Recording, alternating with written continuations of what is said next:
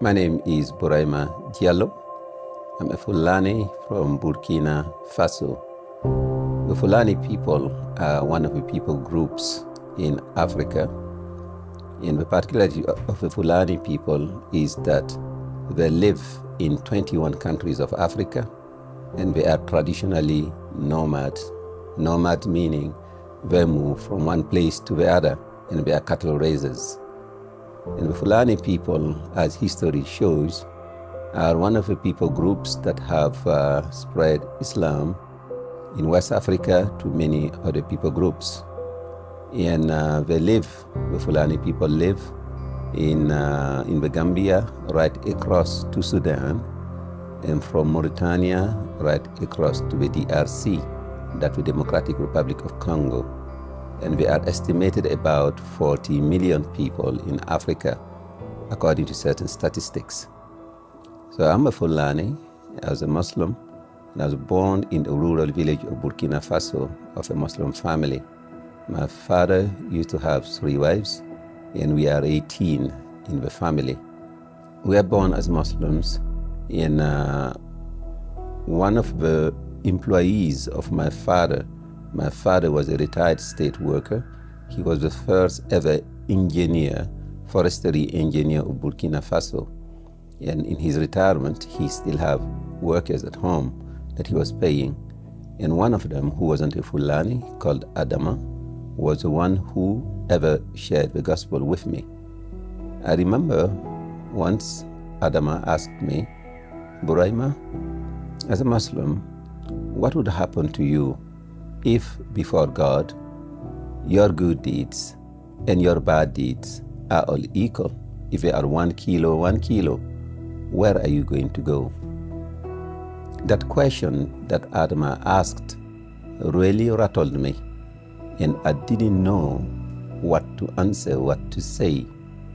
But I kept that question in my heart as I was talking to Adama in the following days and weeks, in the pursuit of finding the answer. What would happen to me if before God my good deeds and my bad deeds are equal? Where am I going to go? But Adama continued telling me that it is not by works, it is by grace through faith. That God has already done it through Christ, and all I needed to do is to receive it. But it was difficult for me, for in my understanding, no one in the village has ever been Christian, and also from the literature that Adama was giving me, I knew it was tough to become a follower of Christ, and I feared to say yes to Jesus. But he kept on telling me more about Jesus, and that brought me to the conviction that it is not by works, it is by grace. And then I received Christ. But he invited me to come to church, to his church, the church that he attends with him. And I feared that. And then he, Adama, said to me that the day I accepted to follow Christ, that I want to follow Christ that day, he said to me to inform my father. I really feared to informing my father, so I delayed it, I procrastinated. But he kept on encouraging me. And one day I spoke to my father, and I asked my father the permission to go to church.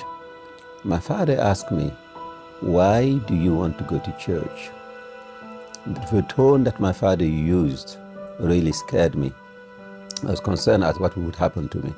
And so my father, after a long silence, said to me, I allow you to go to church, but I want you to be a good Christian. And my father really supported me in that. My father helped me when I was doing Bible studies by correspondence. He was paying the stamps so that I may do Bible studies by correspondence later on when I attended the secondary school. My father really helped me a lot. And 2 years after that, he died. And that's when things got a bit tougher for me. But I do thank God that God has protected me and helped me through all of that. And I would like to say that by the grace of God, right now what I do is that I'm making disciples amongst the Fulani, in Burkina Faso and also in other countries of Africa.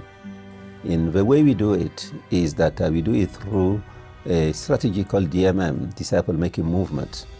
And that goes through prayer and accessing the communities and finding the person of peace, and then discipling the person of peace through Discovery Bible Studies.